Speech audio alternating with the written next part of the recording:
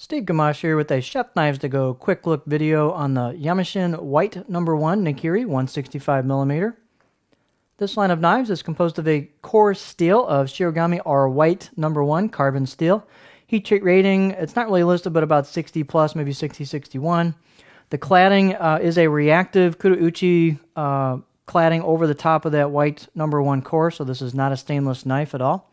It is a completely reactive blade. You can see the core steel at the edge there exposed.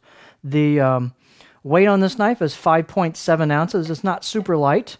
It's kind of a medium weight. The blade length, 170, and overall length about 12.2 inches. The spine at the base, this is a hammered knife, so the spine at the base is a little thicker at 3.3, tapers off pretty quick, and then kind of maintains that all the way down to the end. The blade height on this, it's a fairly tall Nakiri at 55 millimeters, so it's pretty tall. And the handle type is just kind of a good basic, and let me change this. This is an oval handle. I think the website says D, so let's scratch that out and put oval right there. So we've got a oval-shaped handle, just basic hoe wood with plastic ferrule, nothing fancy. Standard 3-inch diameter handle. It's actually pretty nicely done here as far as being relieved a little bit on the neck choil. Could probably touch it up just a touch, but it's definitely not anything raw, so it's pretty close right out of the box.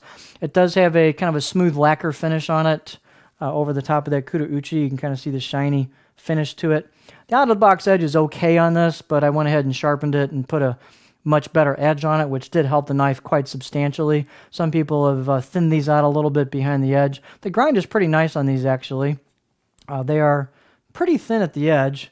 It's a little hard to tell on camera. The grind on this particular knife, let me take a quick reference look at it, is a little flatter on the right side of the knife, right being when you're holding the knife using it. This is the right side, this is the left side if it's on the cutting board. So it's a little flatter on the right side here, and it's got a little bit more of a curve or bend, I shouldn't say bend, but on the grind it's a little bit more contoured on the left side of the blade.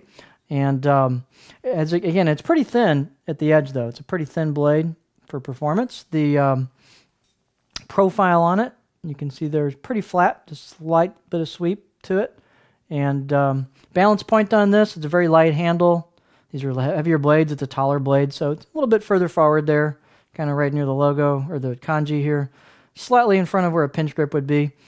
Using this knife, it performed quite well. It went through onions and sweet potatoes in my test quite nicely, and it's a good value. And definitely you can get this knife super sharp, being White No. 1 carbon steel, and if you thin it out a little bit behind the edge, the performance will improve quite a bit. So it's just a good knife if you're looking for a good starter Nakiri and get in on a Kurouchi type finish. It'd be a good one to look at.